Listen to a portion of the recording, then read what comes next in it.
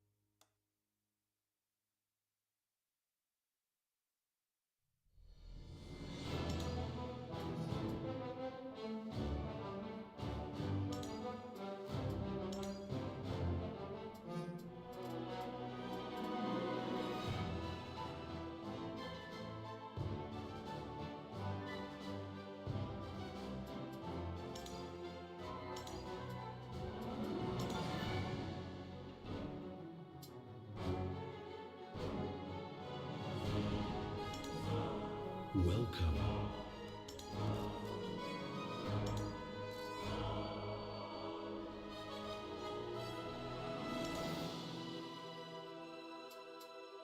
Wizard.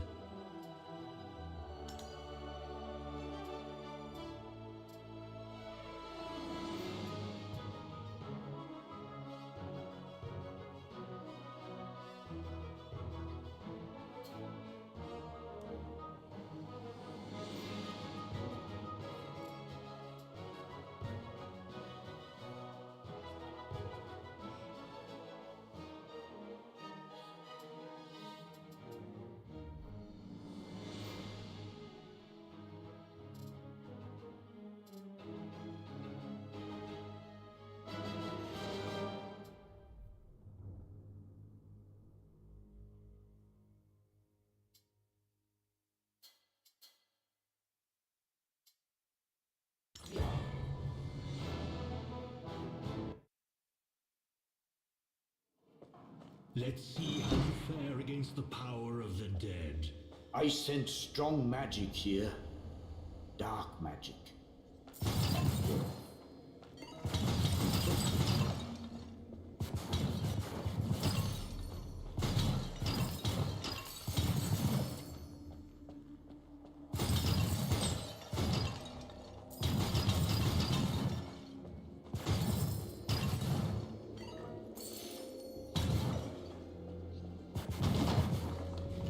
The dead rise with no necromancer guiding them. Such a fascinating display of power.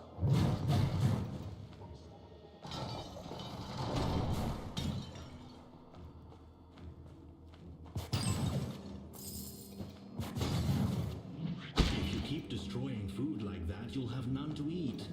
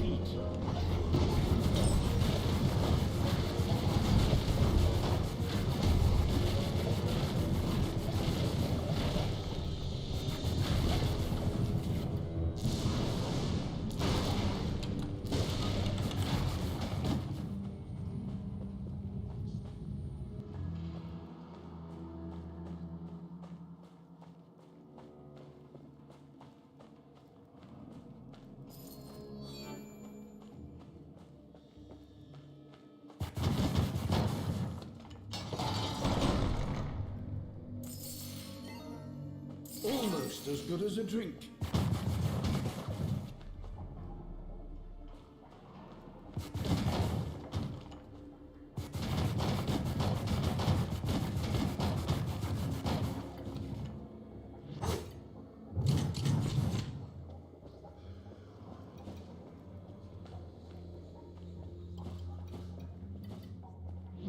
Eat your food, don't destroy it.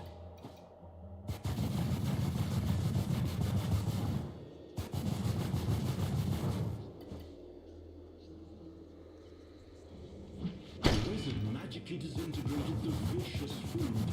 An impressive display of arcane prowess.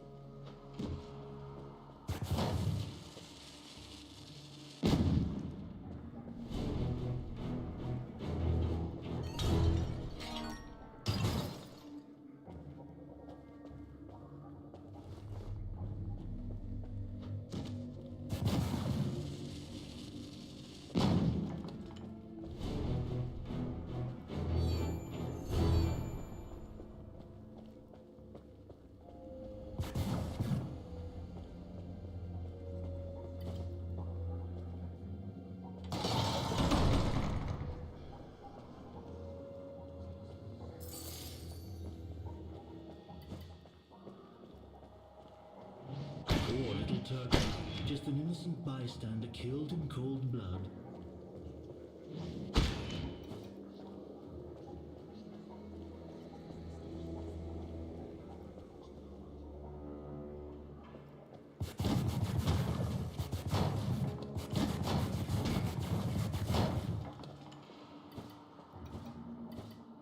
The food was destroyed by none other than the clever wizard.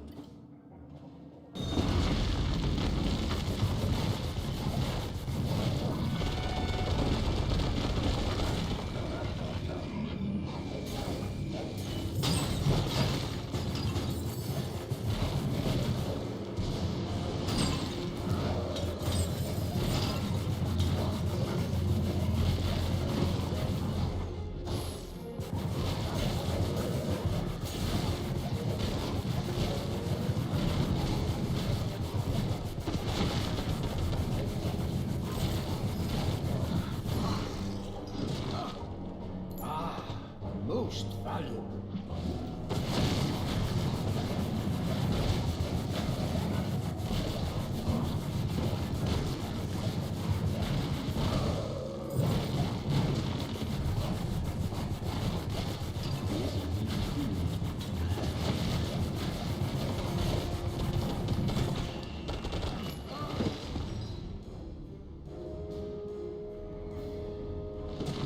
Welcome back, wizard.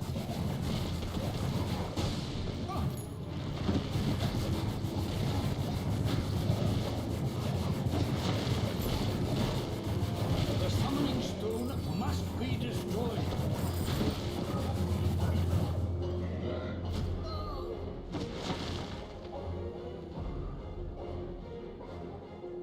Back from the plane between planes.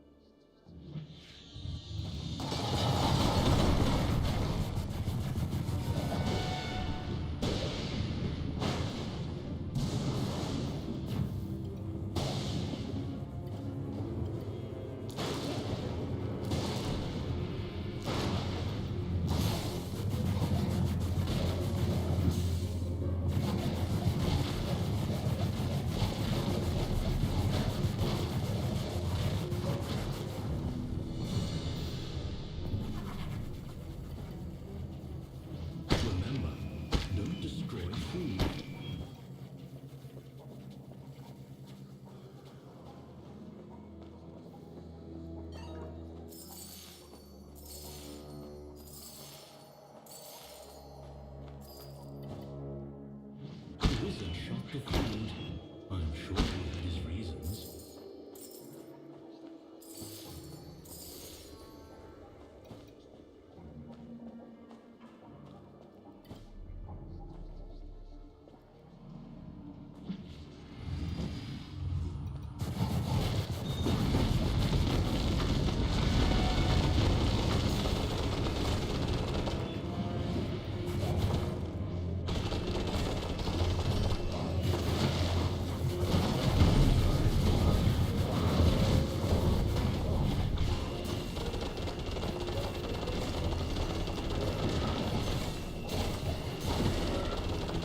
Is that all you've got?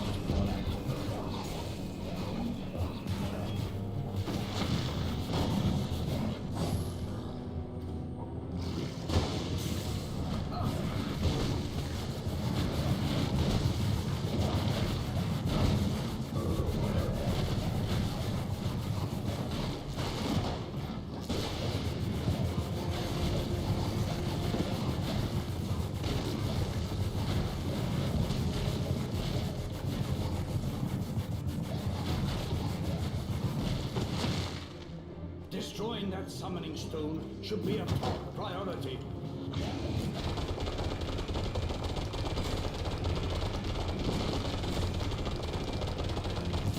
Learn to fear me, servant of evil!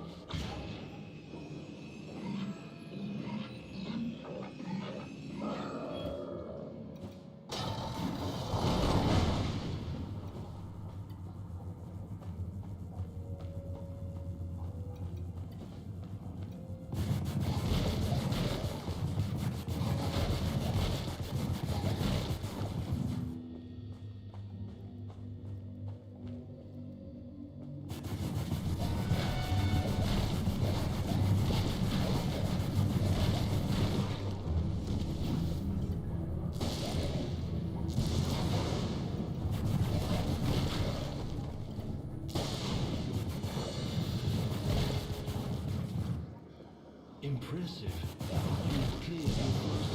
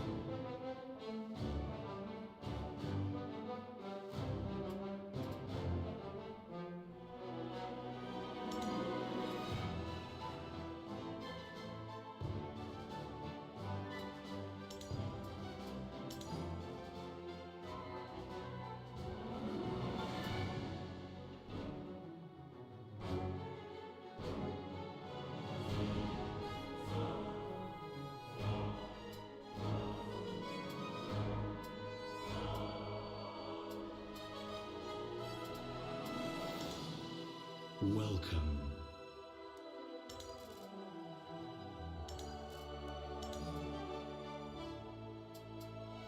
Wizard.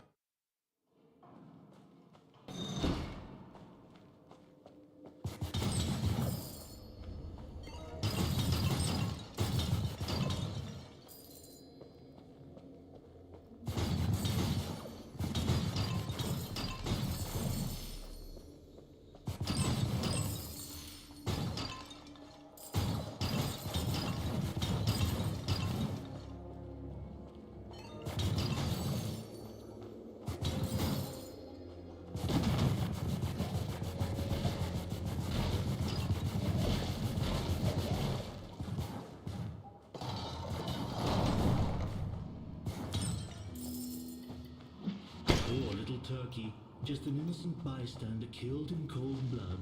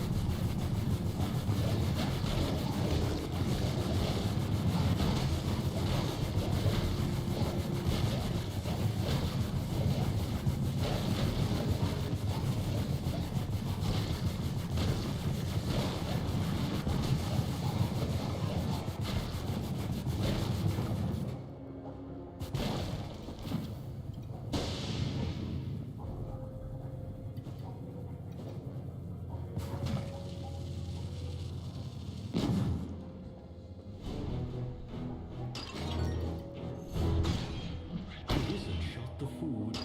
I'm sure he had his reasons.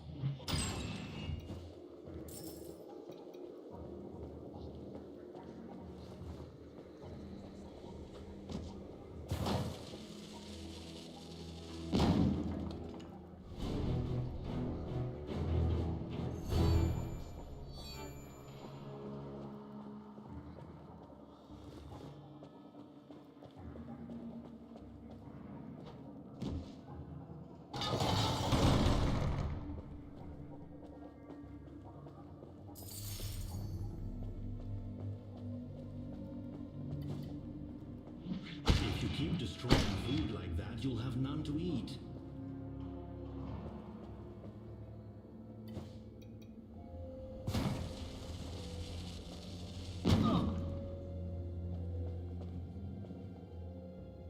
Where's the absinthe when I need it?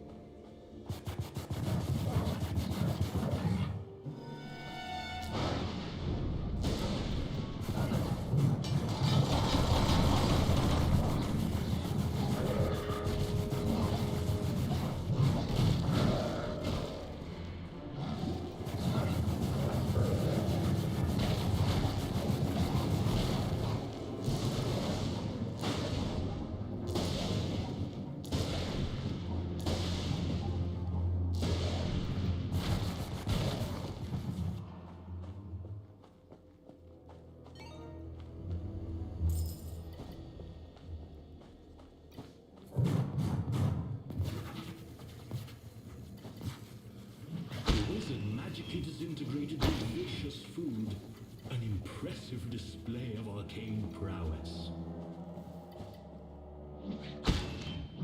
Eat your food, don't destroy it.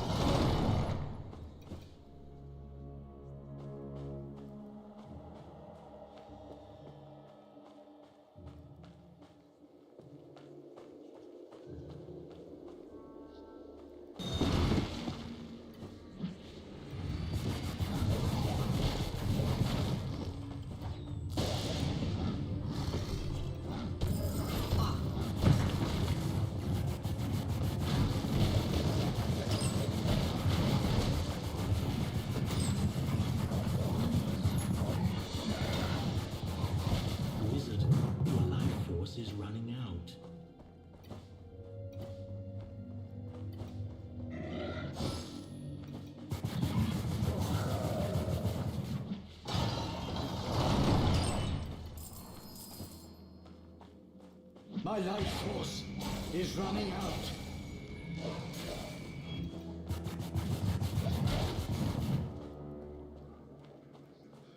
Wizard needs food badly.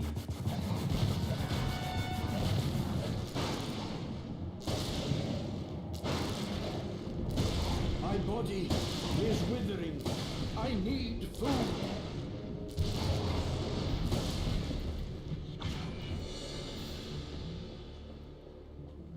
Wizard, your life force is unlocked.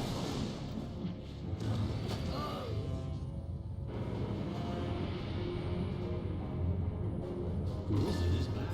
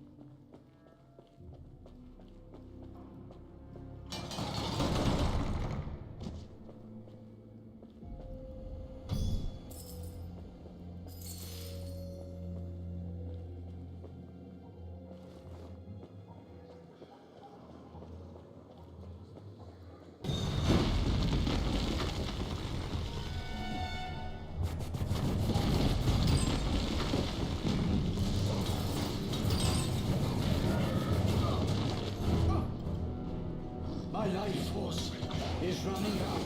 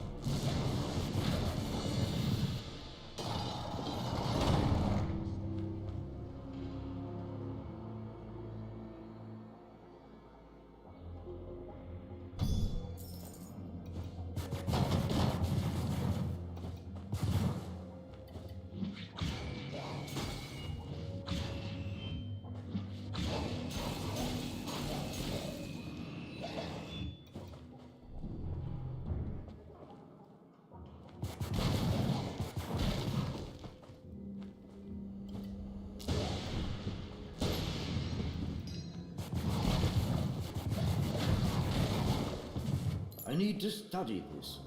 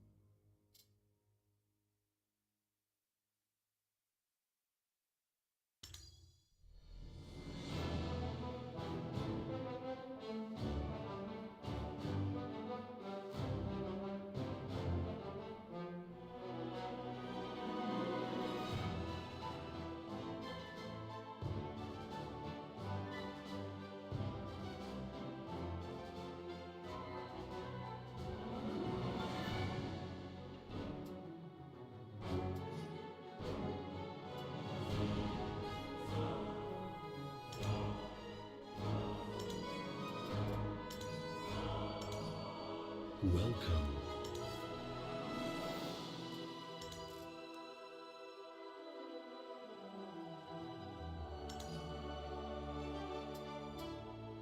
Wizard.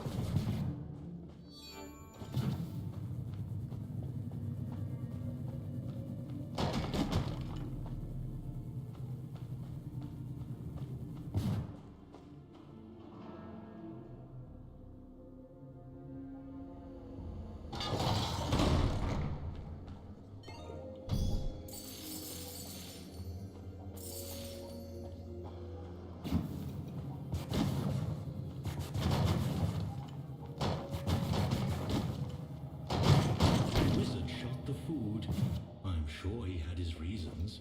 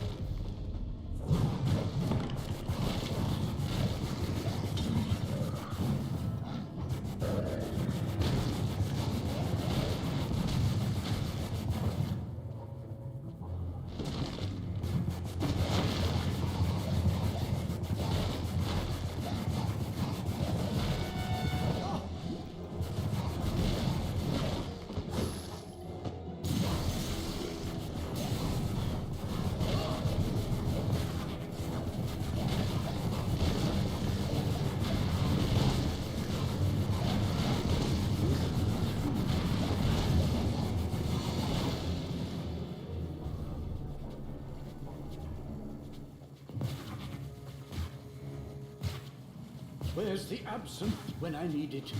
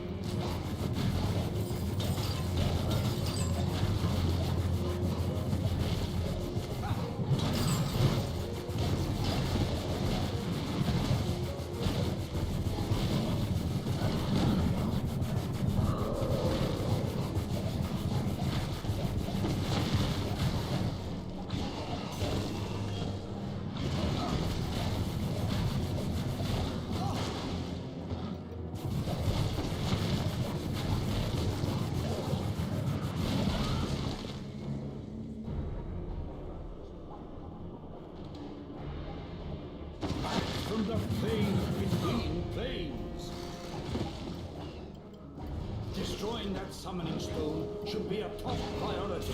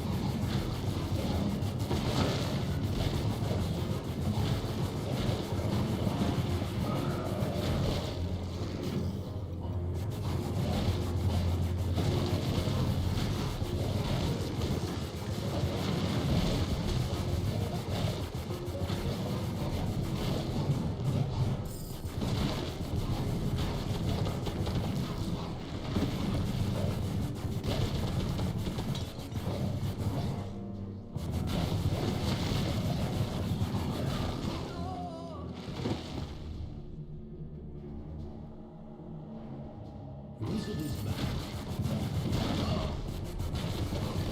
Is that all you've got for it?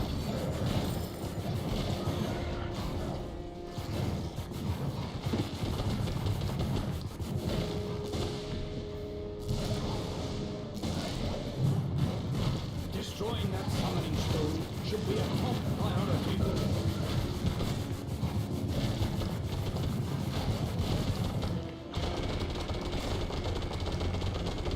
That's how a wizard does it.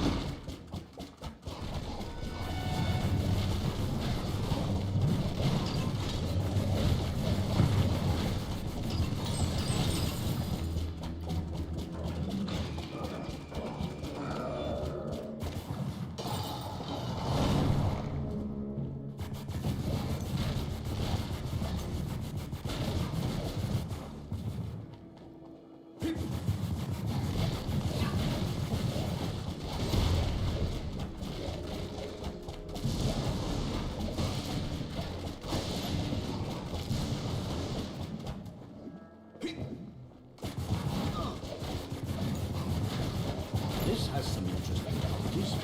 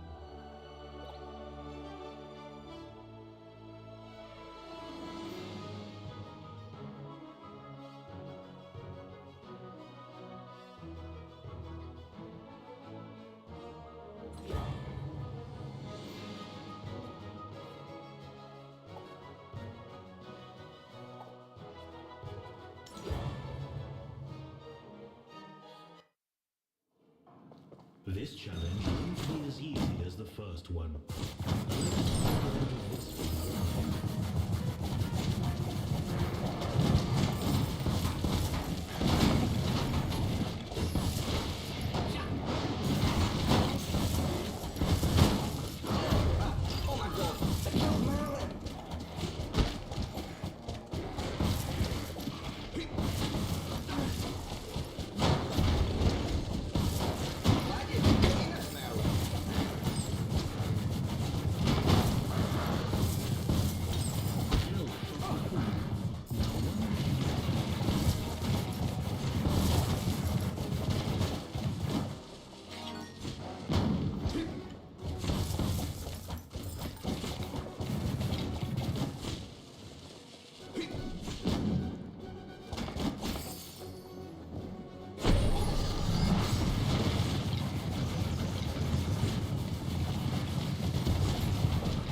I need to study this.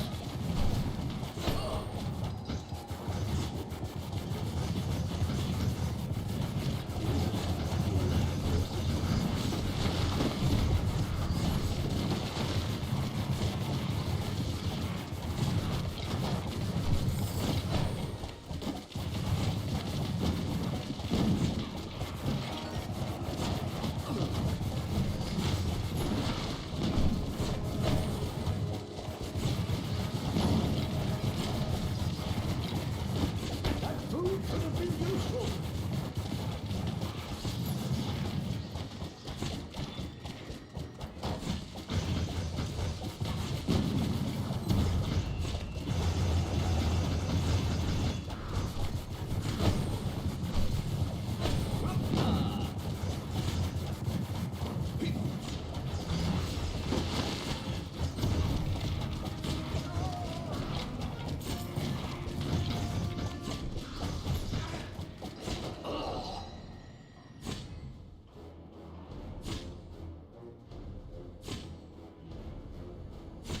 Where am I?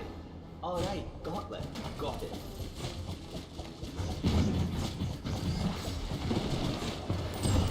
It's just like your mum said. Eating that sorcery won't get you anywhere.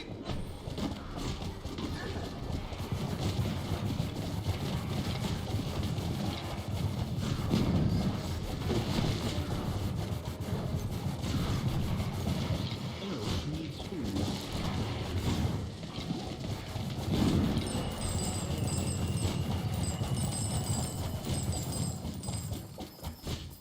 I wish I had some of that elf bread.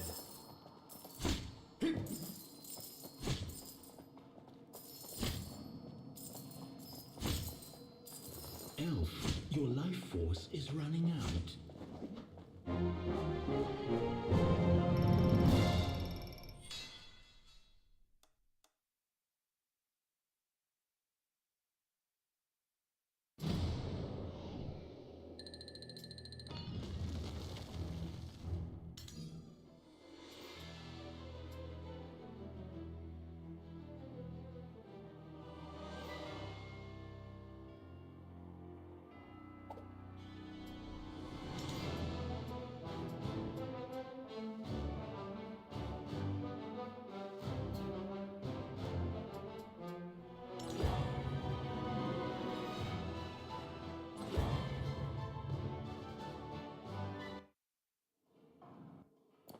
The final hurdle before the path to the first shard lies ahead.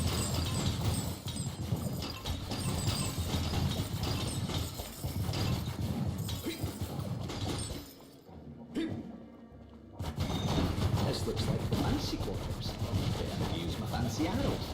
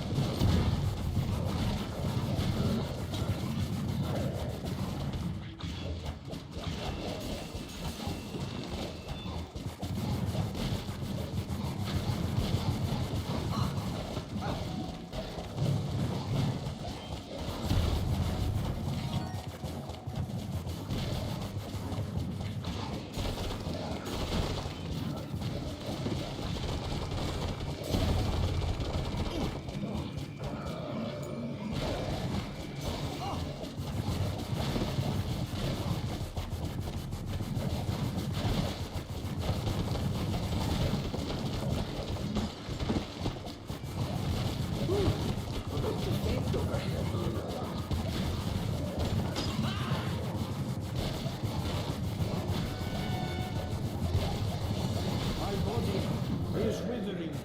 I need food.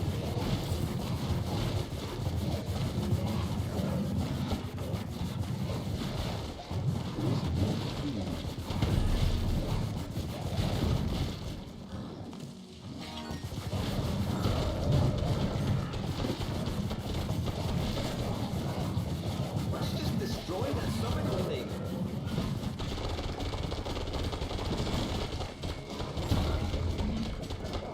One less problem in the well.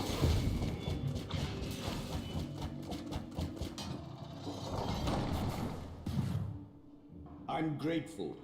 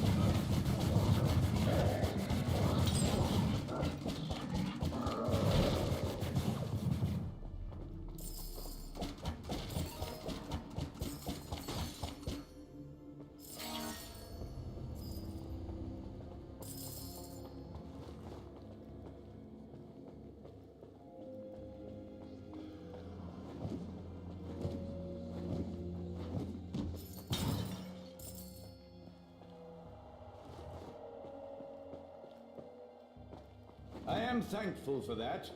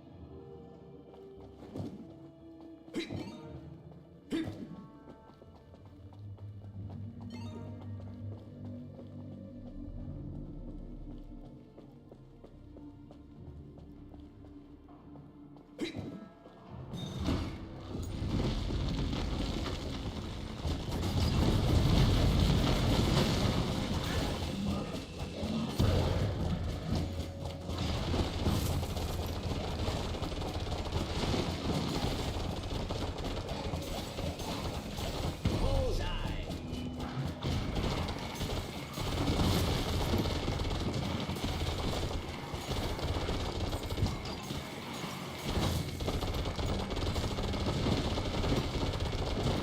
Fear me, servants of evil!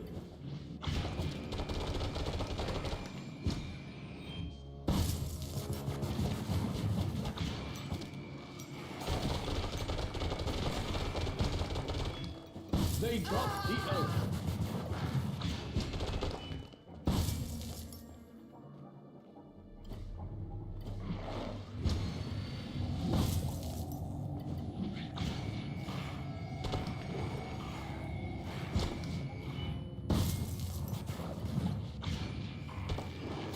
Destroying that summoning stone should be a top priority.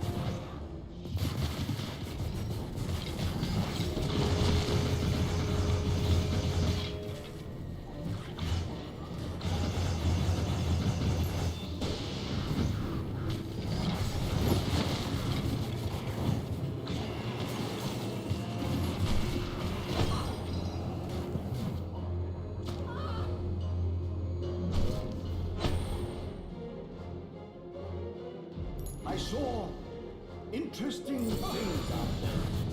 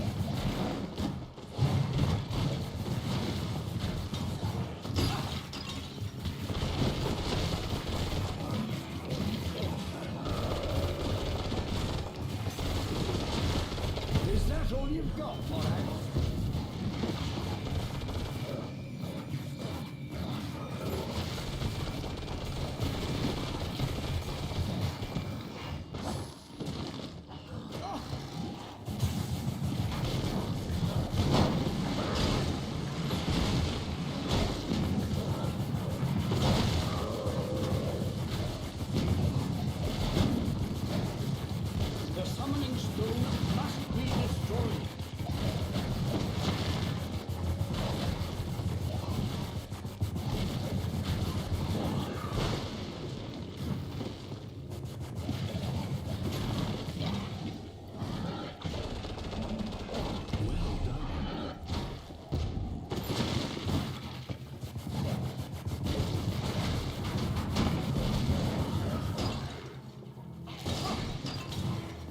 Where is the absinthe when I need it?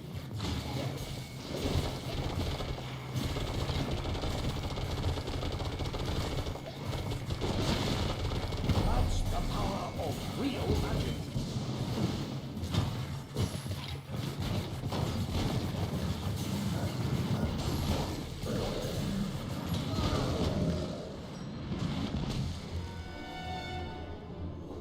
Wizard, you live again.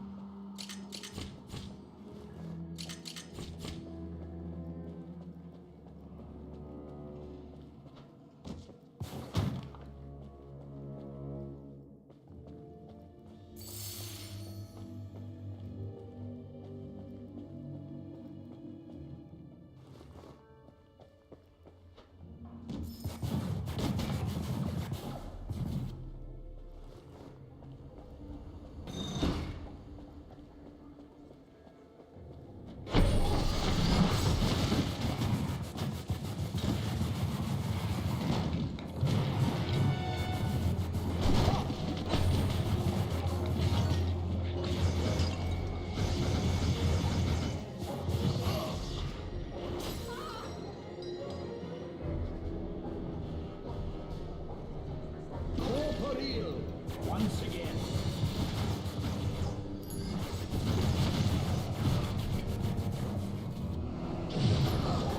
This has some interesting properties.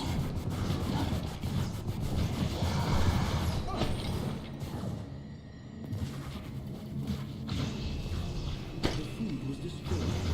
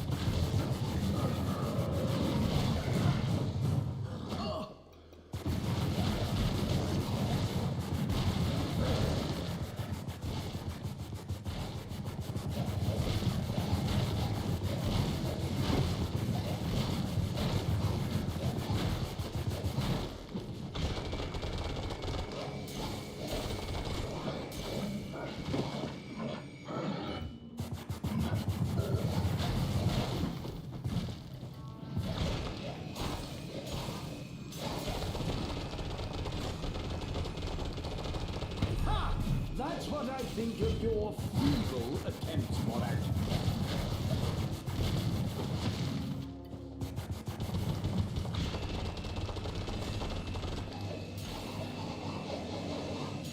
The summoning stone must be destroyed.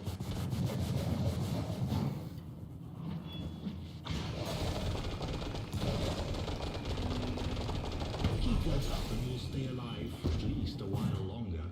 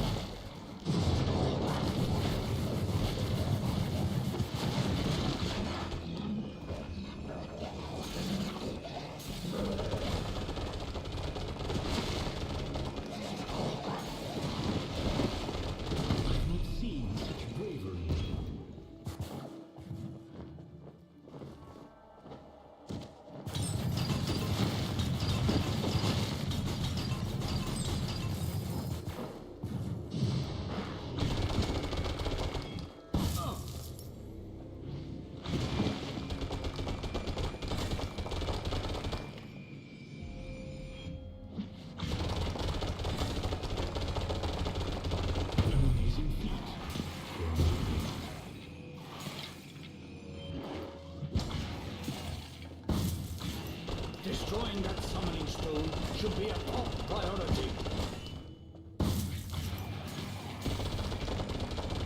I've not seen such bravery.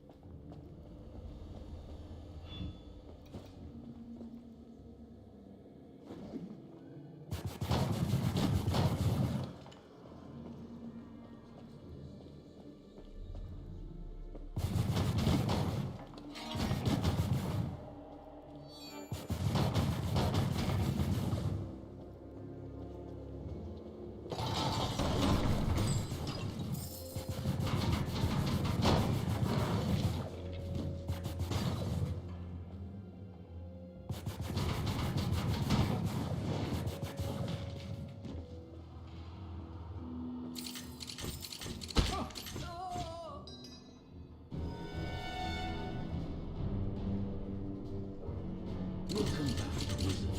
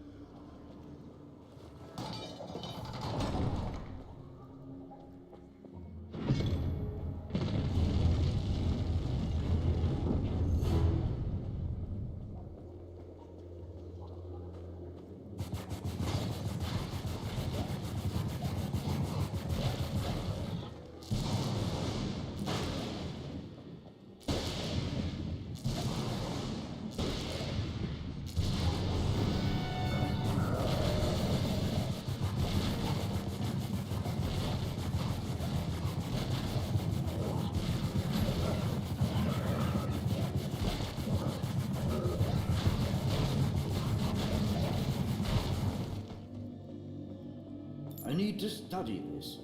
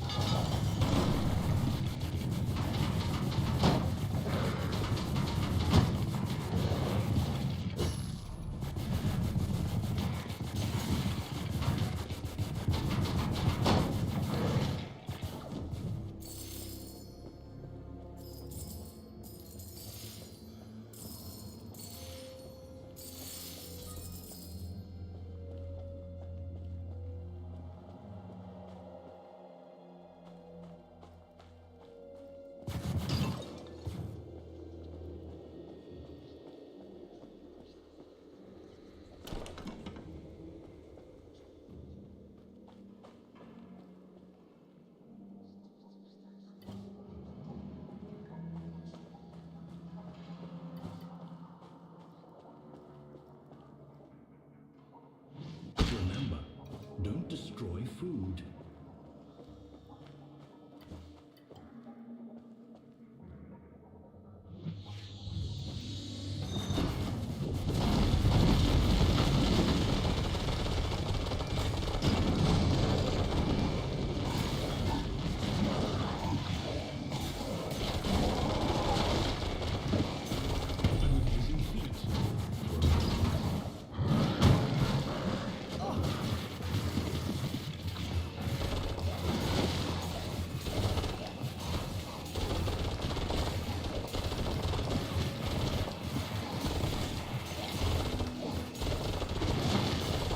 Now that is how a wizard does it.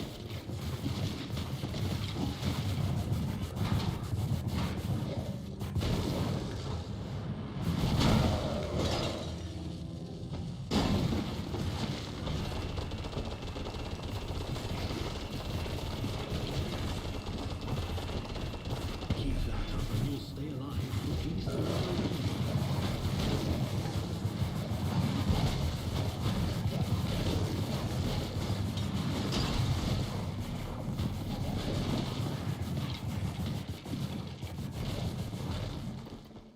The summoning stone must be destroyed.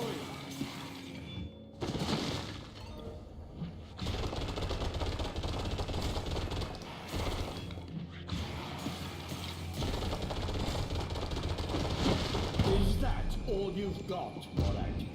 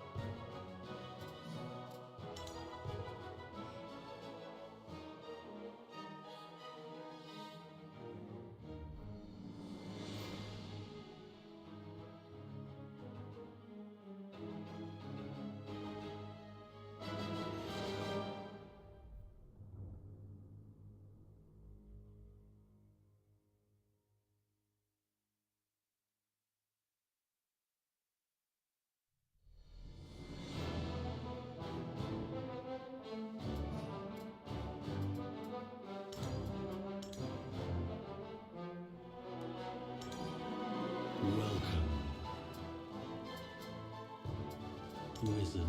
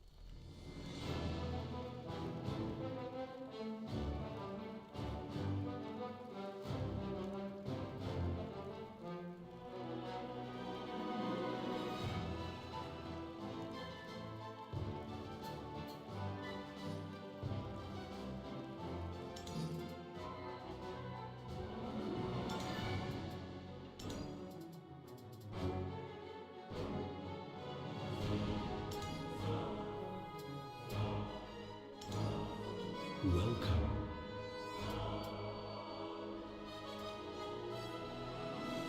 wizard.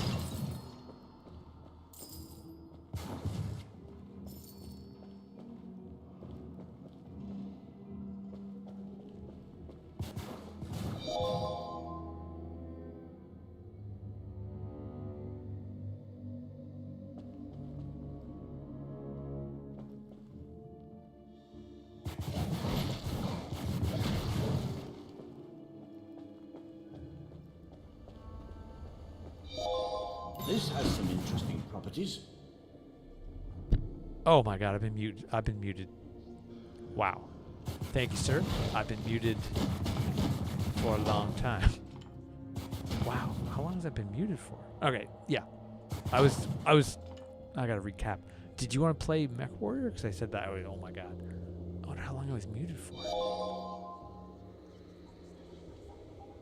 What is that symbol? It's like, is that soup? How long was I muted? Why did it even turn it off? I just wanted to like...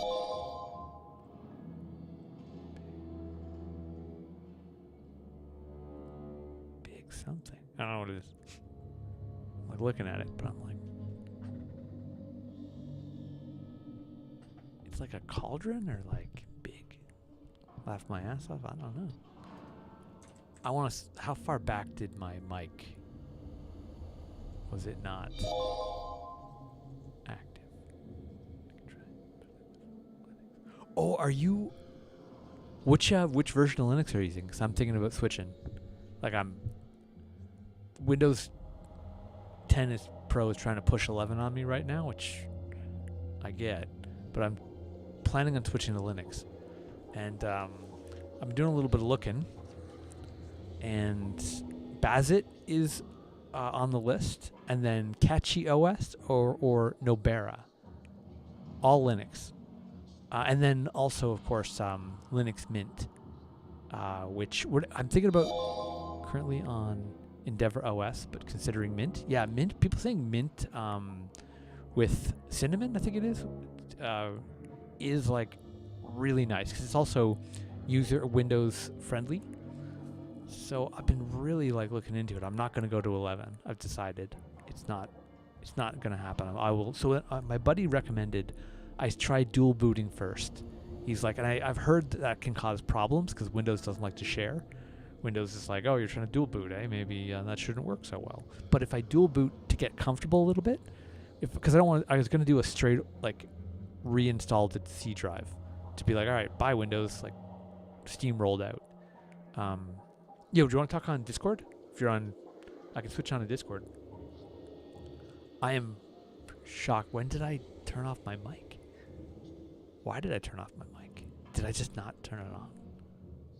I don't know. I'll go to Discord and I'll check the feed later. I've been yammering on about stuff, man. Especially like relics and all stuff. Talking. Too funny. Here we go. Discord coming. Check in. I did a little fiddle in with Cinnamon. It looks nice. It seems to be very Windows user friendly, but I have major issues with trying to set up both screens just during the demo USB boot. I watched a video. I was like, can I get my dual monitors? It looked, I don't know which OS it was Linux, but it looked very similar to Windows version of like, grab your one, move it to the other side, and then you got 1 and 2, initiate. It's like the terminology was just tiny bit different, but it looked, I saw it and I was like, oh, that's going to work. I was like, it seemed intuitive enough just from looking at someone do it. Fiddly. Major issues with trying to get both screens just during the demo. See, I don't know if that's like the demo issue, because what I saw from the YouTube video of someone doing just that looked pretty smooth. Bet logging in here.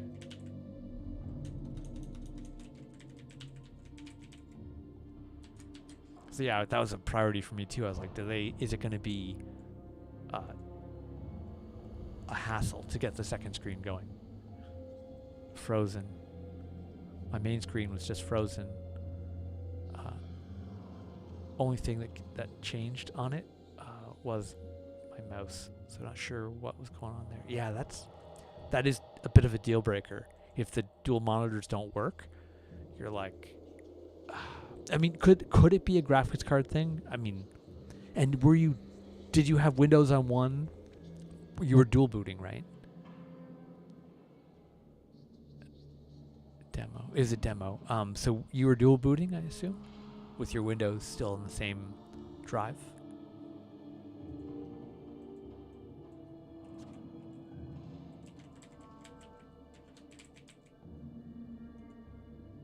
There we go. I'm just logged into Discord.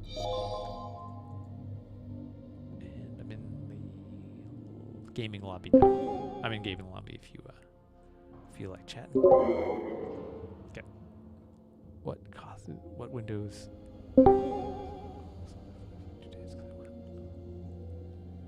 You went off the deep end. Doesn't sound great. You in here? Do I have to unmute you? Yeah, come here. Hey, dude. There you go. I'm gonna just go to gaming.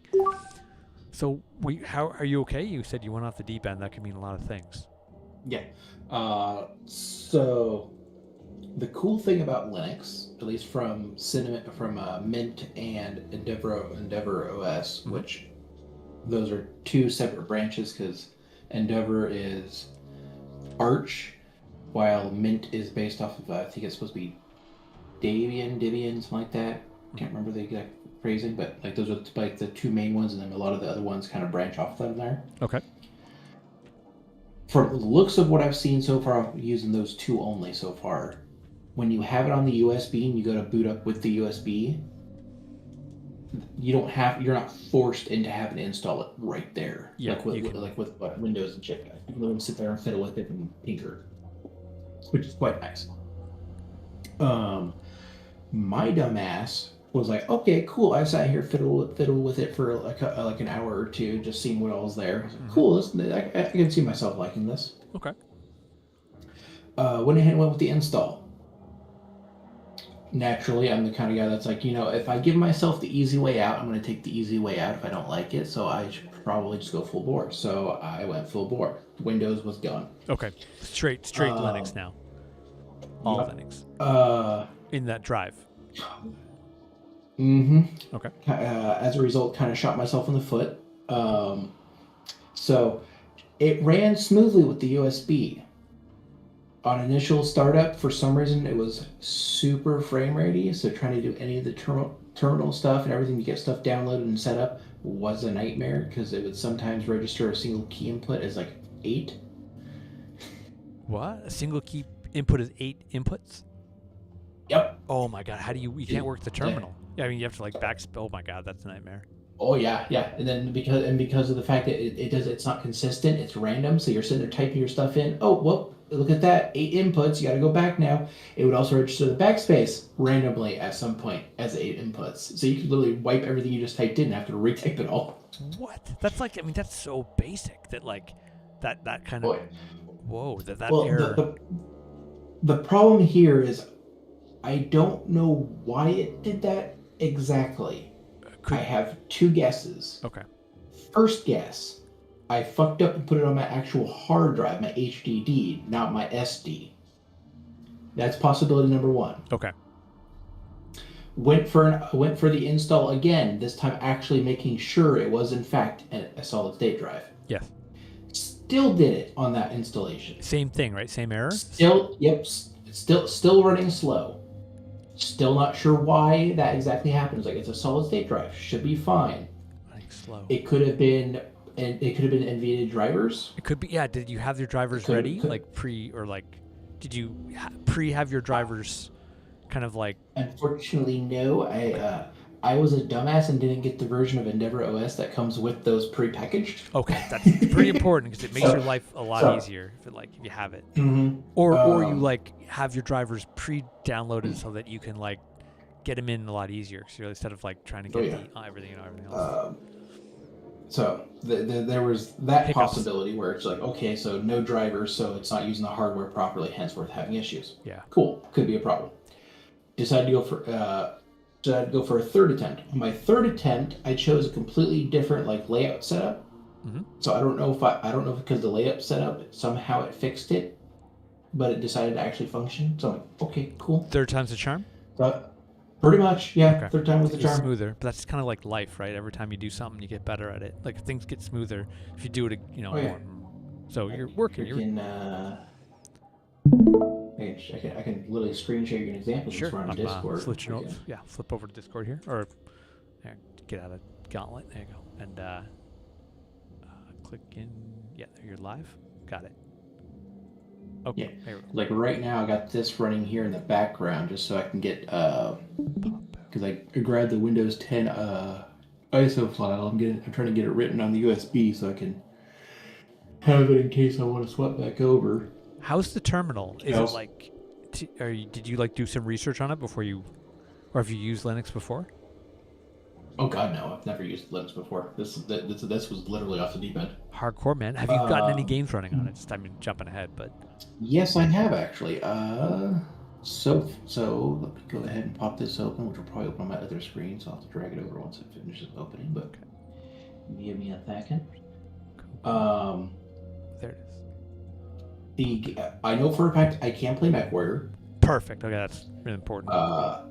I played it a little bit with the wife, doing co-op because I talked to her into trying it with me to see if she likes it. Was she using Windows or is she using Linux too? She's using Windows. Okay, and it was okay compatible? Like you guys were able to. Yep. Good. Mhm. Good. So I don't know if it's because she's literally 2 feet away from me. So there's that to consideration. So me playing with you will in fact be a trial run to see if more than 2 feet away will become a problem. Yeah, true. Latency and whatnot. So, Have you played Arc Raiders yet? No, I have not. Okay, I'm hearing good things. It has kernel anti-cheat, and I don't think that does not work with Linux. I heard.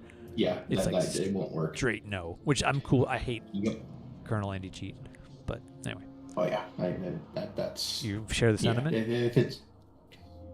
You share the sentiment of just straight up rejection of kernel anti-cheat? Oh yeah. Yeah. No. A lot of the shit Windows is doing, I fucking hate. Like, yeah. If I could, I'd go back to Windows fucking XP if I could. I know. I loved XP. It was my favorite thing. So apparently Grew NASA on still XP. uses it.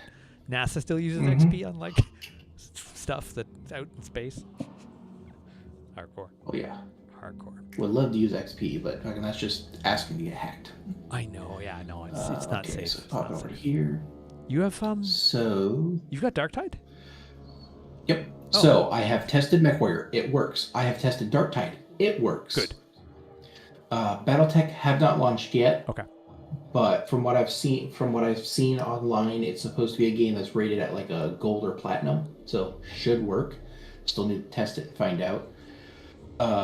This is Final Fantasy 12 supposed to be on a gold rating, so should work. Okay. And then Crusader Kings 3, I don't think I saw listed, so that's gonna be a trial run to see if that works. And then Digimon, just because I feel like playing a Digimon game, and I don't feel like trying to play the new one because I don't know if the Steam Cloud will give me my save from there. So I don't want to risk accidentally overwriting it and screw myself. Fair. So, tried Payday 2. Payday 2 works. My account kind of, sort of got reset, sort of. Instead of being Infamy level 5, I ended up being Infamy 0 and level 60 for some reason. One thing we got to be really careful about is, I guess for myself, is that sometimes the save file is on your computer. Like, it's on your hard drive, this actual save file for some games. So, like, if you were very careful, you could find the location, transfer it, and then put it, once you get your new operating system set up, you can transfer that file back into the appropriate file once it's set up and reinstalled. So you've been reinstalling everything, too. You've been on a deep dive. Oh, yeah. Oh, yeah. Like, I've been going full board, just doing straight up, I have nothing, I am starting with nothing, so I have to get it built up from the ground up. Impressive, brother. That's my... I know it's going to take a couple days. I won't be streaming when that happens. I'll be, like, in the trenches. Oh, yeah, you'll probably be in the same boat as me, where it's going to take, like, 2 or 3 days for you to get to any point where you can actually conceivably do anything. Exactly. That's where I was there. What program do you use to stream right now? Right now I'm using OBS, which should be compatible 100%. Yep, you're already set then, because that's literally the one I recommend. The only thing I was using Streamlabs, and that says no. That shot me in the foot. I am actually using a Streamlabs plugin right now for it's something I'm using. So I do have a Streamlabs plugin. I'm using like VC Face, which I need to see if that's Linux applicable, and then a couple other programs. I just have to double check. I'll find replacements if they don't. But like Transparent Twitch Chat, that's like program. They're just for streaming, really. Standalone version of Social Stream Ninja, which I bet you that's gonna be Linux compatible. just a couple things where I Okay, like. cool. Yeah, I'm working on it. Now, have you heard about the I program? just did a quick search for you really quick. VC Face is compatible with Linux. Oh, thank you. Okay, I gotta quit. So the only nightmare you might have is downloading it and installing it, and then once you've gotten past that hurdle, it should just be a matter of getting it set back up, which would probably be the same as anything else. Figure out how to use it, which you've already been doing, so it should be rather doable. The one main complication that I have experienced so far is, in order to have devices mount like extra storage space, you have to either manually mount it, which doesn't give you full control over utilizing it. It's an entirely other hurdle that I just haven't fucking dealt with yet. Do you mean like Drive D? Yeah. Oh boy, that's tricky. So then, what about like if you want a game on Drive D? This is why it's a hurdle I haven't gone over yet. Okay. You have to. This is where the terminal will come in. Okay. You'll have to go online because naturally you're not going to know the commands and shit off the top of your freaking head because it's your first time. No way. First time. I will have to look it up. You'll have to go online, see what people say for what command lines you need to use to set the hard drive to auto mount at boot. So it's already mounted, already set up. Yep. You'll have to do the command line that will give like permissions and access to utilize it. Because like one example right now is if I come into Steam, I go to settings, I come in here to storage. One issue I had for the longest time is I could not utilize drop-down menus like this.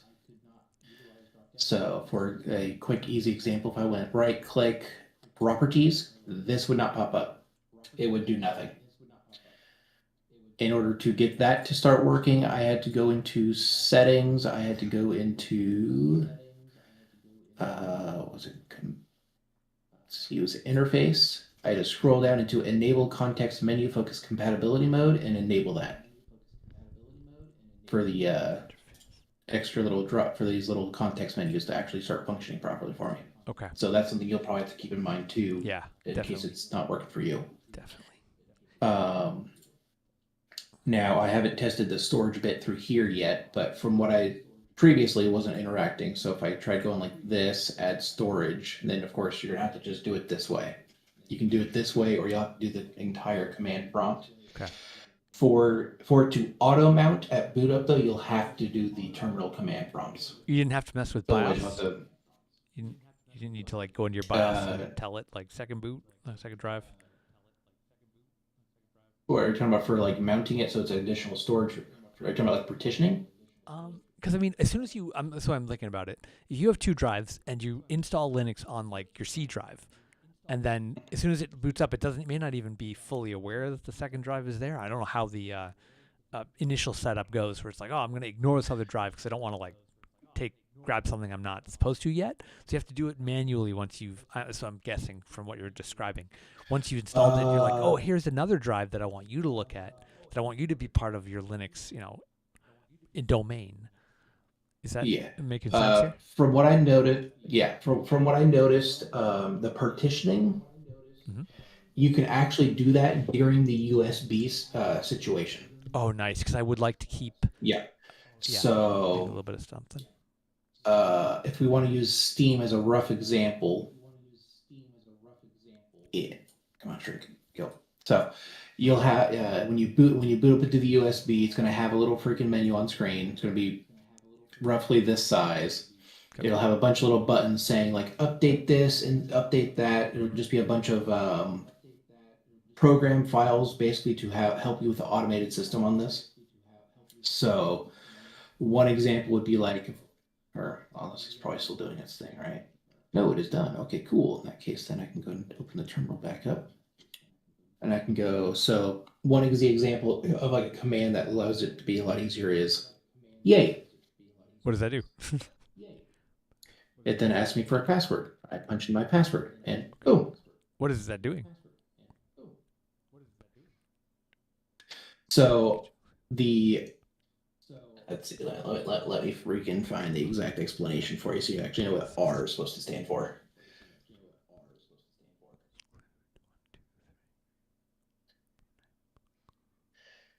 So, for the easy explanation, because of the AI overview, R can mean several different things depending on the context, such as average unit retail, blah, blah, blah. Oh, hang on. That's too generic. We need Linux explain. There we go. So the Arch user repository, because Endeavor is is off the Arch branch, AUR. is a community-driven, user-supported repository for Arch Linux users that contains build scripts called PKG builds to compile and install software not in the official repositories. Okay. So it's literally just an automatic command prompt that just goes, I want this, as long as you know the abbreviated command mode to activate it, Get this. it'll just do it for you. Okay. So instead of you having to go through the entire process of typing in the code for literally every step, as long as you know the building blocks to get it started, it'll just do it for you. Amazing. That's really handy. Someone sat down and thought about it quite a bit. Oh yeah, One thing I wanted to 15 mention. years ago, Yeah. you'd be shooting yourself in the foot and learning all of it yourself. Nowadays, these guys have done so much where it's like, this actually isn't that bad. Is it a pain in the ass? Yes, but it's not that bad. It's a good time to switch to Linux. It's the best time probably ever if you're never done it before. Yeah, arguably it's probably the best time ever. Yeah, in history. I want to mention something that I came across before. There was a way to emulate Windows through Linux, where it's like it's not Windows, but they're running like the architecture behind the scenes. I don't know if you've experienced that. Like if you run into a game that just says that you want to play it, Linux is saying no, you might be able to run that program to emulate the Windows to play the game. I've heard people say like that's how they get around any trouble. Some people have been like, that's just what I use. I just use that. I don't know what it's called, but have you ever heard of it through your Linux exploration? Yes. That it's just a nice little side program that lets you run the Windows, like not locked games, but games that are really tied to the Windows architecture. That might just be your golden ticket to game on anything that is Windows dependent. What's the term I'm looking for? God damn it. What's the term? Any Google search will get it. So thank you for talking about the internal architecture behind the OS, that like what you're describing now about putting these like AUR, the repositories. Every operating system has their own little version of that, where like apparently I wanted to let you know Bazit, I was looking at it, apparently I used Rufus with it. People are saying that the libraries for gaming are kind of like built in, where just as soon as you load it up, it like pre-installs everything. It's like, it checks your devices and it's like, we're going to put, here's your NVIDIA card, here's your drivers. But people were saying that there's a privacy issue with the operating system, where it's like, if I'm getting off Windows, why do I want someone like really having a glass door to my visuals of the system, right? Or what you're doing all the time. So people were saying, I don't give a flying F about the system being like the creators being left like woke or whatever. That doesn't matter to me at all. But people are saying that the privacy issues are in Bazit. That's like, and you can't customize it as much. Some of the stuff's locked. Where what you're describing here is where a lot of Linux users love to really get into. From what I've heard, Bazit is like straight up built around the idea of I'm using this to game. Yeah. And that's like it. If you're looking for more of like a home computer where I do some web browsing, watch some videos on YouTube, maybe play some games here and there. That's me, yeah. Endeavor OS, which is what I'm using, is not a bad option. Aside from the pain in the ass of setting it up, because it is the Arch system. It's a one-time thing. It works. Okay. From what I've heard and seen and what little I've fiddled with on Mint, because I didn't do the full install, so I don't know how drastic the actual full install bit would be. But yeah, Mint seems like a good one if you're looking for a home computer system that's dang near being Windows without being Windows. I'm definitely looking for a home PC system. But the only glaring issue is with it being Linux is naturally you're going to be screwed when it comes to certain programs because they're just not on Linux. I've heard so you have to find either alternative or Adobe. Just deal with it. If you're like into Adobe, you're like, or what? there's certain programs you just cannot. It just will not. It's not. They're tied to Windows exclusively. They're like they made a deal or something. They were like, well, if you want to use this program, there is no alternative to Windows for that. Which is, I don't think there's any program that I can think of that I'd be locked out of that I like need or would. It's not a deal breaker. Put it that way. Especially because like Steam, as long as we can use Steam, that's kind of critical. Still there? Yep, still here. Right. I just remembered the key term. It's called virtual machine. I was trying to sit here and see if I can find something for that.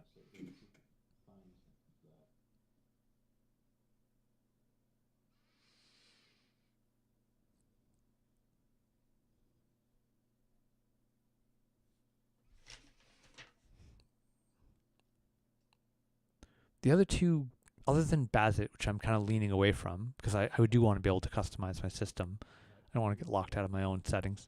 Is Catchy OS or Nobera? Look at those a little bit more too. But Endeavor OS, Mint or Endeavor OS. I just need to be able to like do the gaming and then do the web browsing / as much compatibility as I can get from like Windows has got a lot of ease of access, but the initial setup, as difficult as I assume it's going to be, and my prep before I install is going to be really, really important in terms of like sorting through my C drive, trying to be sure I've removed everything that I don't want overwritten or lost. I'd say most of my stuff's on D, but I did start to lean a little bit more heavily into C recently because I was like, space, time. I've left C alone for a long time, just like as an entire drive just for the operating system. But it's got a terabyte, so eventually you need to dip in. That's part of the plan. Yeah. So are you fully mounted your second drive now? Are you no trouble now? You've overcome all the obstacles, or is it still giving you a little? Oh no, all I did was manually mount it. Manually mounted. So since I've got the overlays fixed, I can finally use the all of Windows Steam settings and actually use the features. drop down stuff. So I can just come in here and just manually select it, just like add. Awesome. So it's just flew. Then I just gotta find it and then set it up. So it'd just be a matter of figuring out what the name is, finding it, and then setting it up, and I'm good to go. Got a new folder set up. That's a little. I would still have to set it up to the terminal command prompts to have it auto mount at boot up. But does it? Is it every time you boot up your computer, yeah. you have to manually set it up again? Yep. Well, not manually set up all of it. So your operating system drive will be auto mounted because it's got the operating system. Yes. That one's done deal, no problem. Yep. Any extra storage, you will have to do the command prompts in the terminal to set to auto mount at boot up. Oh. Otherwise, you'll have to manually mount them every time. Yeah. Okay. You definitely want your auto after you don't want to set it up manually every time. I mean, there is a mixed bag to it because on the one hand, if it's not mounted, then you don't have to worry about if you do get hacked, it's not mounted, so people don't have access to it. True. So they'd have to come in here and mount it for you then. Yeah. Is BIOS an option for the Linux boot up where it's like, all right, there's your primary drive, there's your slave drive, I don't know call it that anymore, secondary drive. Like, isn't that BIOS potentially? I mean, as long as BIOS it's got to communicate with Linux. I can't imagine it being like ignore the BIOS secondary, drive mount, because that's what BIOS does, doesn't it? That one I could not say for sure. Okay. I barely fiddle with the BIOS in mine. Okay. The only fiddling I do with mine is literally going, okay, I need to boot my flash drive, or I need to change my boot hard drive to this one because this one's got a different operating system. Have you ever? My computer refuses to display. What's going on? Oh, I need to change my for some reason my BIOS changed the freaking speed frequency for my RAM, so it's not working. So I have to reduce it until it starts working again. Oh my gosh, that's a bit of a headache. That's one of those things you got to like troubleshoot, and you're like, why? It can be like system instability if your RAM frequency is set correctly. No, what's even worse is when you straight up get no display and you can't even get the BIOS, so you're stuck having to wait for your CMOS battery and BIOS settings to reset so you can finally get it again. Yeah, nightmare fuel. You're like, did I brick it? You're like, oh god. It's like, but So I mean, have you ever gone into BIOS and switched your like primary and secondary drive setup in terms of like boot? It's just a boot process. You just go one line down and say, all right, and then once primary's done, you know, I mean, I don't know. It's like, have you ever done it? And now, as far as I'm aware, I have not seen anything that would indicate me being able to force a secondary storage hard drive to mount. Okay, because I mean, as you're just telling the system like it's there. Otherwise, I mean, every BIOS is a little bit different. But I mean, oh, did you compare your hardware setup with compatibility with your OS before you kind of dived in, or like, I mean, No, I did not. okay, because I hear that's an issue. Or like certain operating systems prefer certain hardware, so like it's not one size fits all. It depends on what hardware you have. Where that is potentially a thing. How compatible they are from the get go. Where like if you don't have your drivers downloaded and ready to introduce, that it could be a little like glitchy is what you were experiencing. And then sometimes, which computers are so weird like that, doing something more than once, I mean, the system, first time you run it, the system's like, what is this? And then the second time you run it, the system's like, oh, I kind of saw this before. It's super weird. I don't know, do you know what I'm talking about? Where you run something and it like fails, you run it again, and it's like, or like it's janky at first, then you run it 3 more times and the system's like, oh, I kind of like, it shouldn't remember how it did it, but like somewhere in the internal operating system, it was like, oh, if I switch this, maybe it works better. It's like auto detect. Then it starts getting more pieces of auto. Like if something fails, it tries to go to a secondary, and the fact that it failed the first time tripped something that didn't. It like skipped an auto detect step, something weird like that, right? I've experienced that quite a bit, where it's like you try something the first time and it's super janky, and then you run it again. It's funny. It's like in the RAM, something like that. It's like preloaded, something like that. If I'm just talking gibberish here. Ain't we all? Well, most times. So yeah, I have to double check the architecture behind the operating system, kind of like what it's working with. I've heard people like swear how much they love Mint. Also, my buddy was saying that when you first install Linux, your first operating system will most likely not be your last. Everyone says that once you put your toe in, you want to test some things. Let's see. Let's do a quick cursory search on Google, see what it tells me. How many distros of Linux are there? But then also, 600 actively maintained, and nearly 1,000 that have existed in total. Did you take a look at how long the operating system is planned to be supported? Because I was looking. My Endeavor OS, I believe, is supposed to be supported until 29. Yep, 29 seems to be the target for operating systems to be like.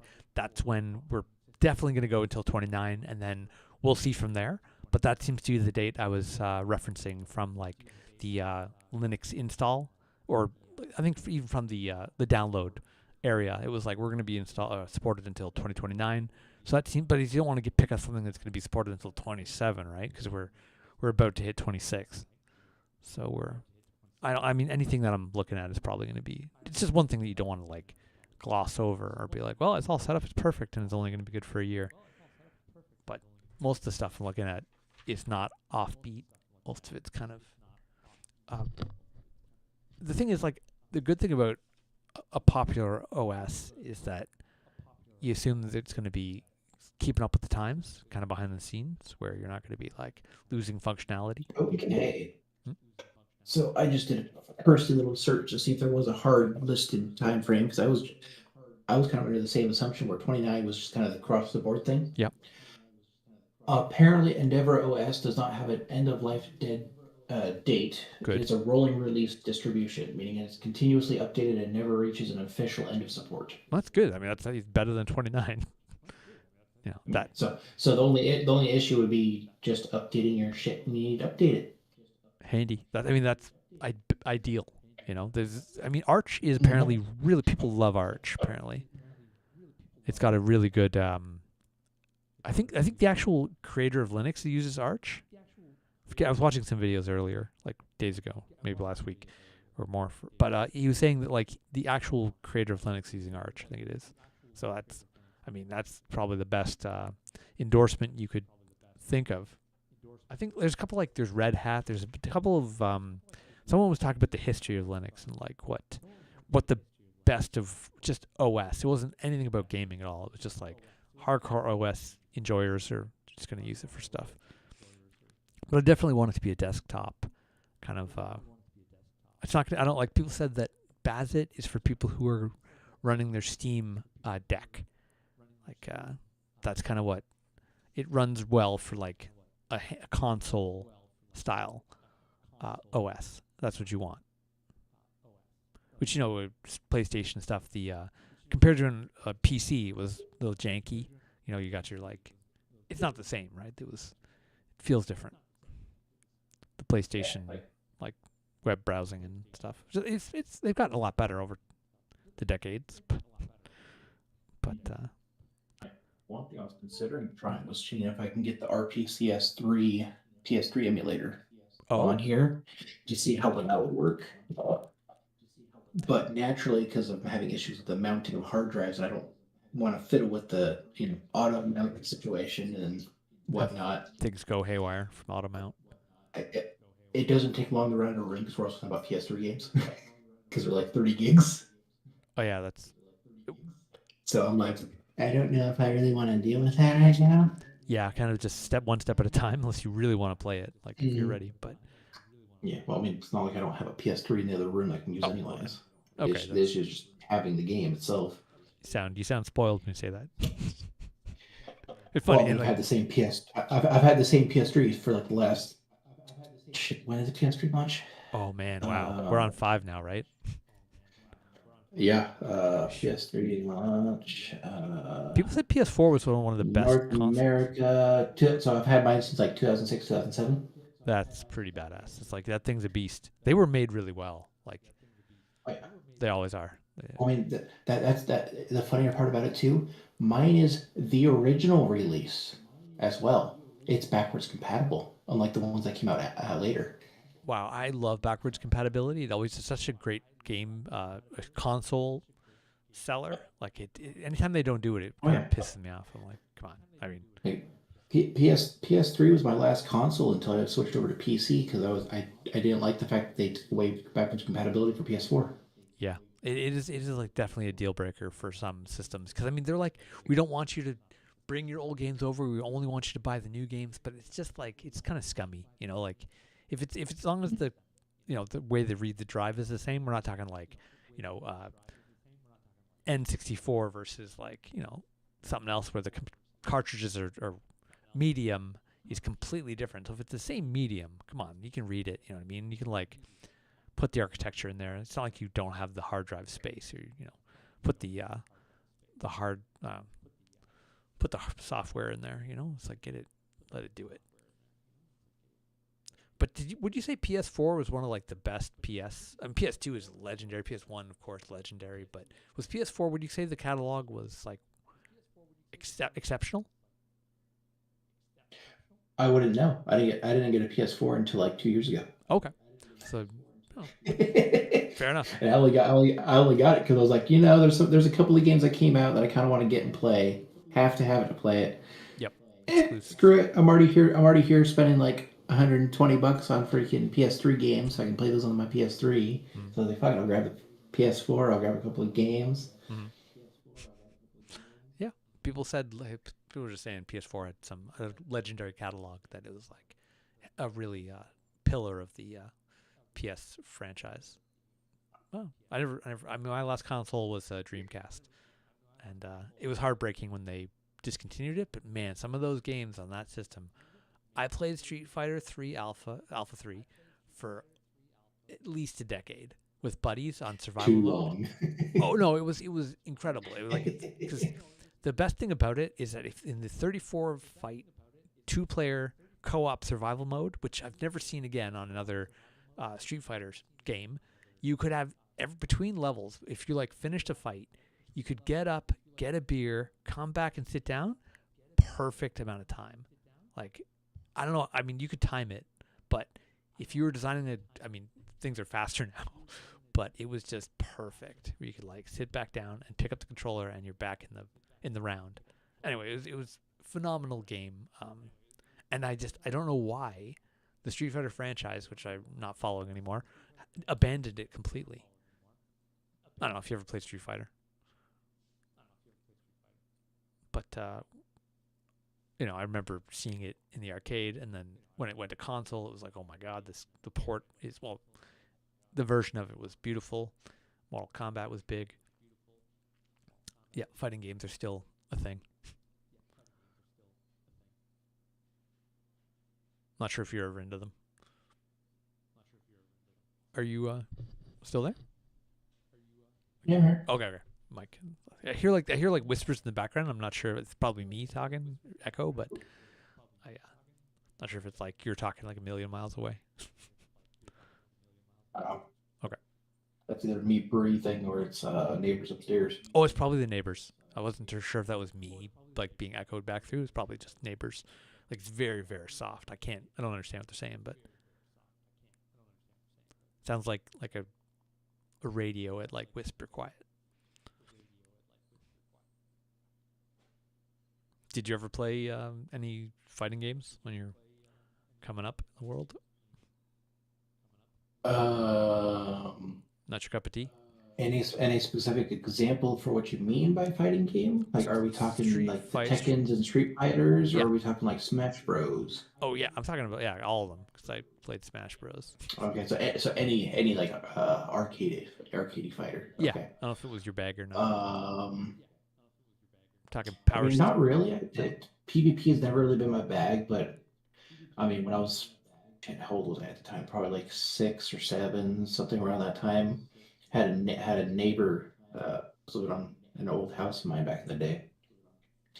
Neighbor would babysit a girl I went to school with back then. She'd come and get me, and I'd come over, and me and her would both play, what was it, Tekken 2, I think, on the PS2. Oh yeah. Was it Tekken 2? Hang on, I gotta figure out which Tekken I wanna. There's been a lot. It's like 6 now. I think they're at 6. At least 5.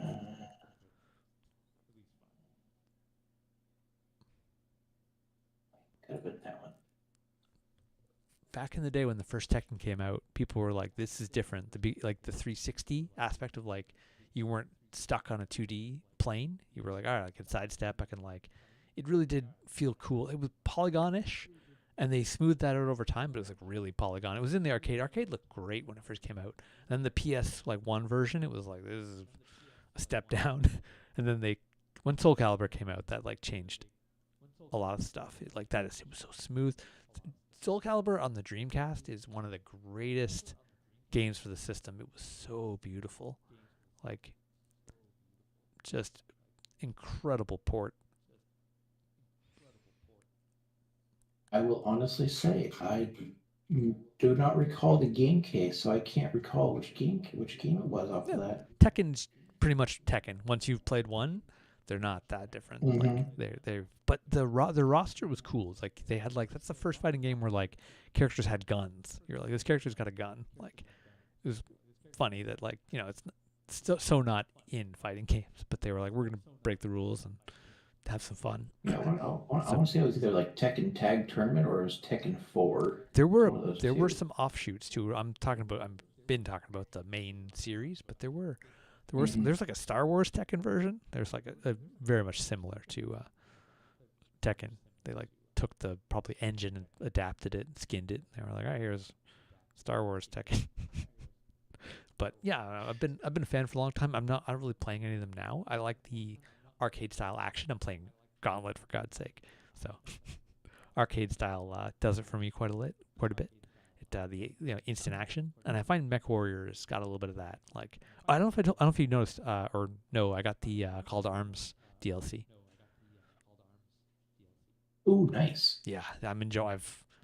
I have katana'd some things down. More than God. It's funny because like Tekken and Mech Warrior combat, there's a bit of a similarity because Tekken's kind of blocky, kind of like it's whereas Street Fighter is very instant. We're talking like frames before hit. Tekken had a little more wind up hit detection stuff that was pre Soul Calibur, which Soul Calibur is crisp, and then you see elements of that in like Elden Ring and Dark Souls 3, where it's like you just called Soul Calibur crisp. I wonder how many people would fucking hound you for that. Oh, Soul Calibur, man, on Dreamcast, I can't even put it into words how smooth it. I mean, the load up had like a little bit of jank. But you're not wrong. The Dreamcast version was definitely probably the better release at that time. It was flawless. Like it was. Anyway, I could go on and on, but I'm not going to wax poetic on it. It's considered the greatest game for the system, and the system had a lot of decent. I'll go ahead and stop sharing screen. Okay, if you're good, yeah. Thank you for showing me that. So do you recommend? No problem. You're recommending Endeavor OS?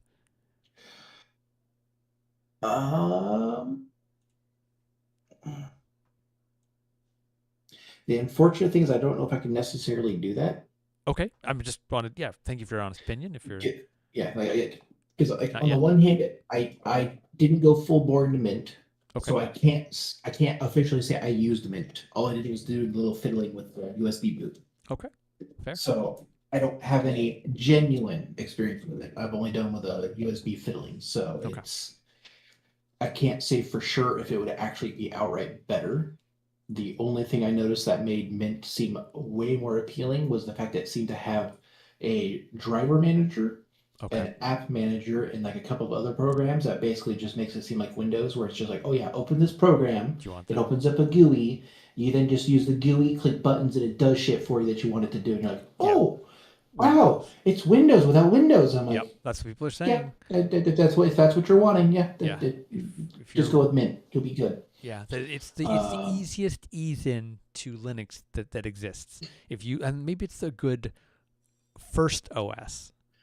Yeah, maybe. As a first OS, I would probably say Mint would be the way to go. Now, my next question. Me being the dummy I was, I'm going with Endeavor. Endeavor might be the better one to switch to later. Yeah. If you're looking for a bit more control and access to stuff to set it up how you want it. That's the Arch customization.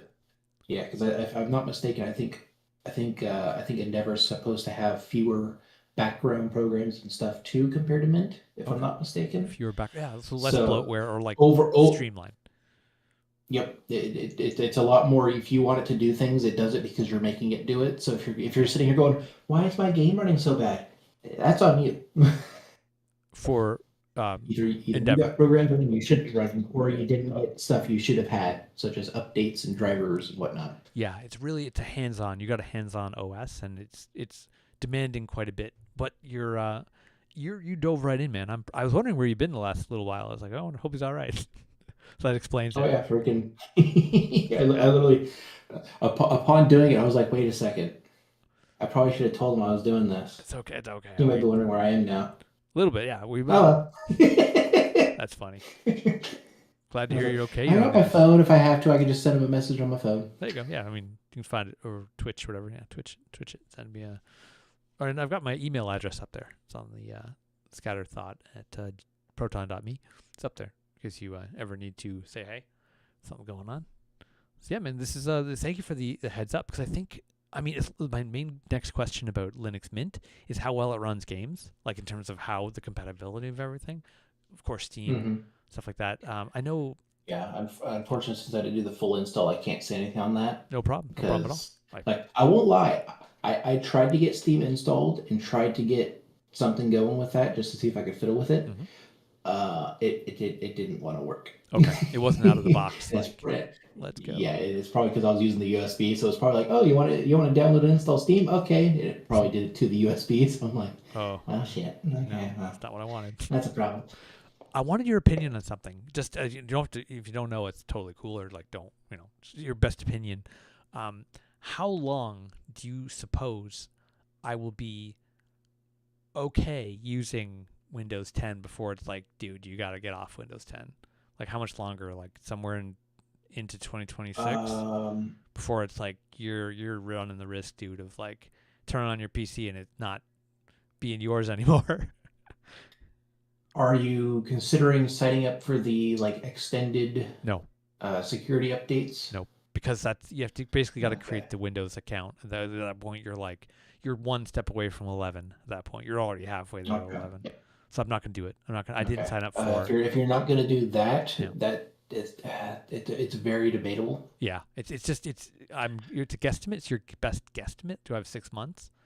But between you should get off Windows 10 Pro.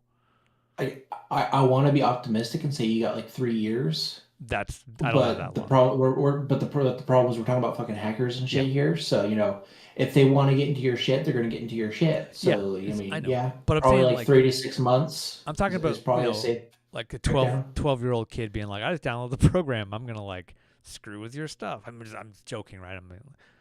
Well, that's the thing though. So one guy decided to install. So he did a virtual the whole virtual like operating system Okay. thing that you were talking about earlier. Oh, for He did Windows? that with Windows. Yeah, On he did Linux. that for Windows XP. Okay. Yeah, he did virtual boot up of Windows XP on his Linux computer. And they used it to get Had in. it in its own little box where the rest of his computer is safe. But Yep. he's like, okay, he booted that up. He let it sit, doing nothing. He literally got up, walked away for like 10 minutes, came back. Yep. He already had people hacked into his computer doing shit. Oh no. Oh no. All he did was connect it to the internet. That was it. Yeah, that's all you got to do. Didn't go online and do anything. Didn't click on any web links or anything. No, just straight up. He's connected to the internet. No firewall. They were just like, "Oh, what's that? Oh, You're on Windows XP. Open I system. can get in you." Yeah. That's kind of horror story. I mean, we're at the point in time now So- where, check this out, a casino was hacked digitally. Like they got into the system, they all did a whole bunch of stuff. They got in through the aquarium bubbler regulator. That's how they got into this entire Yep. casino like database infrastructure. They were like, oh look, there's an unsecured aquarium monitoring program that they didn't think about. yeah. Holy crap, that's like Just straight up pulled a cyberpunk and decided to do some fucking electronic hopping. yeah, but that's like that. What's that's that? Your entire house is smart house? So your house is mine now, right? Yeah. Well, no, I have the key. No, I have the digital key. Get out. Oh, apparently when the AWS went down, some people couldn't access their fridge. Their fridge turned off. Like I was like, no. I'm like, you can't. They couldn't use their Yeah. oven or something. Their oven was like shut down. Oh, it's probably both. There were probably some people that couldn't use their oven. Some people probably couldn't use their fridge. No way, Like, man. I am like some people like Any smart device is susceptible to somebody just going, "Oh yeah, I'm gonna fiddle with your shit." or the company being like, well, you bought a smart TV, so now like we're gonna throw ads every time you turn your TV on. Like, no, like that's not what it's God. supposed to do. It's not that doesn't make your life better. It's like I have a smart TV and I hate the fucking ads. yeah, But it's convenient because I can use Netflix on it. I can use Crunchyroll. I got YouTube. Obviously, fucking the PS3, the PS4, my wife's Switch. I got her. It works great for all the shit that we need it for. all right. But those fucking ads every time I go to the fucking main hub on it. I'm like, don't just get out of my. Fuck off. I bought this thing, man. It's not like why don't you own it at this point? But one of my most terse or ornery tech moments is when I bought this is a decade or more than that. I bought a router for the house. I bought it and I was like, all right. And then I got it home and it was a cloud router. I was like, what? It Oh. automatically saves your settings to the cloud without and it's like they did it automatically. And I was like, this is the most garbage piece of crap. I was so That probably pissed you off so much when you found that out. Oh, I can't tell you, man. I was like, this piece of garbage. I'm like, because it was just a little thing on the box. I was like, I didn't. And then after that, you're like, I will research every piece of electronics before I buy it. I'm not gonna walk into a store and be like, off the shelf, right? No way, never. I was like, never again. Yeah. Except for- Like I won't lie. What was it called again? the stupid like biochip thing, the Neuralink thing, whatever the heck it's called again. I Elon can't remember Musk's the actual name Neuralink. for it. Elon Musk's Neuralink Uh, well, implant. I don't know if that's even necessarily accurate anymore because I don't know if he's still working on it. I don't think so. It I, there was, I, I know he was there. I know he was there at the beginning, but I don't think he's here. He's there working on it now. no, I think he's off doing meth or something. I'm teasing, but he's actually But I don't know if you heard about his like- compensation package with Tesla. He could give him like $1 trillion if he hits his targets, but they're lofty. They're like, hey, dude, we want you to focus on Tesla. Like, get off the political pipe you're smoking and get back in Tesla and yeah. take care of this thing, because it was going like, remember people were like firebombing Tesla dealerships in like France, and people were like, oh, dude, this is gonna sink the ship before you know what you're doing. So like they pulled him back. I think they were like, you want $1 trillion? Come back and work on Tesla. So I think he's back on track. But anyways, the Neuralink, what was happening was there were some ethical problems because they tortured a bunch of monkeys trying to see if it would work. So they like chopped open some monkey skulls and put it in there. And then the person that got the prototype that was the safest of it, they put it in his brain, attached it to like the chip on his brain, but it detached itself relatively quickly after. So it became inoperable, like you couldn't use it. But it worked at first. But something about, I don't know, maybe turning his head, a little bit of, brain movement in his skull that detached it from the chip. And they're like, a little bit of jostling resulting in it coming off. Exactly. So they were like, oh, we can't just go in and try to glue it back on his brain, Because what I was trying to say was like, as cool as the idea is for like, what's that? We can get computer chips in our head and like literally bring cyberpunk into reality. Unnecessary. Yeah, sounds awesome. It's unnecessary. It sounds awesome. It's not. But the fact that you can have some random asshole just be like, what's that? I can hack your brain? No. Let's have some fun with this. So no, thank you. Thank you. As far as the internal neural link aspect, completely unnecessary. You can do it from outside the skull if you want to have brain not full interface where you're like, people can like literally. There's some wild tech going on. Have you heard about they can they can actually like observe people's dreams now through like brain imaging, like if you have the sensors on your skull. And like, dude, if that goes remote, as far as I'm concerned, they need to focus more on making like a virtual headgear. Exactly. That'll do it. You don't need a chip in your brain. It can read your. Instead of doing the fucking VR headset shit we got going on, they need to go full blown like anime nerve gear where you fucking put the thing on your head and you fucking literally go into the game. What about what are they called? HAB suits? I forget what they're called. They're like biofeedback suits. So you like put on. I mean, do you ever read or like in the movies, not half as good, but Ready Player One. The book? Never read the book, but I saw the movie. Yeah. Okay. The book is way better. The movie, I know Steven Spielberg. I'm not surprised. Yeah, the movie didn't hit it. Like the way, if you read the book, it's magical. The way, like it's one of his. He's an early. It's the author's early work, and I've heard 2 is not as good, but 1 is. It's really it hits the vibe. It's very heavy on 80s nostalgia, but it does it in a way that really works. Where like.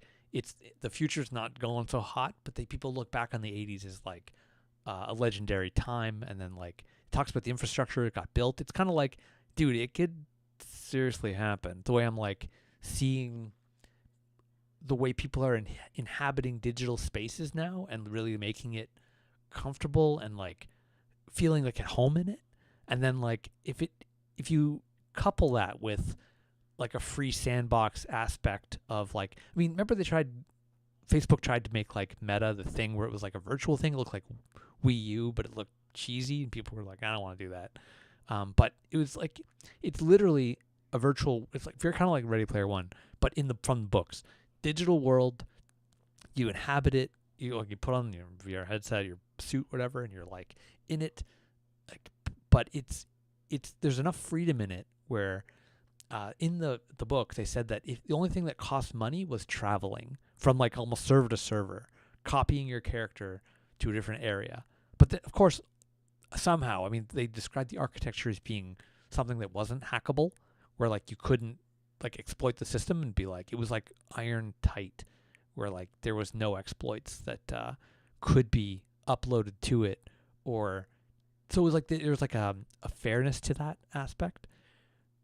I don't know. It made a lot of sense from a possibility perspective of being like, whoa, that could be a thing if. And then of course the corporate control of it, of people being like, well, I want to exploit it, I want to, make more money off it. The way Steam is beautifully run right now, but as soon as Gabe's not doesn't have a hand on the helm, it's going to be. I hope the next person in line respects. It's just as good, if not better. Exactly. Yeah, I can't imagine it being better because they've, for many years when Steam came out, I can't even tell you. I mean, I think what was my first Steam game?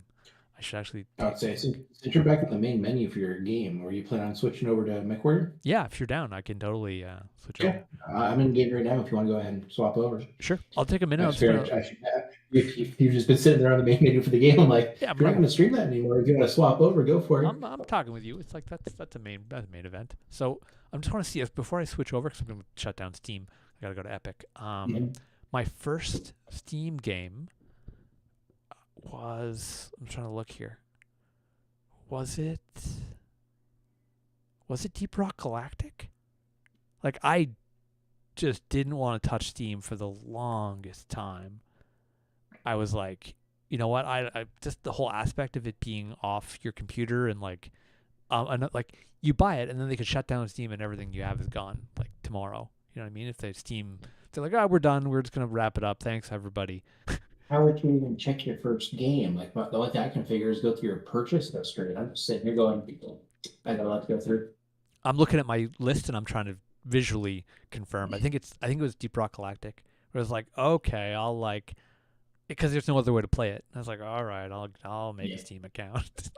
But that's how recently I got on Steam. Like, you see the Steam sales and you're like, oh my god, people are having a lot of fun. So I'm gonna, I'll kick off the stream. I guess I can talk with you because we're doing it at the same time. I'll kick off the stream because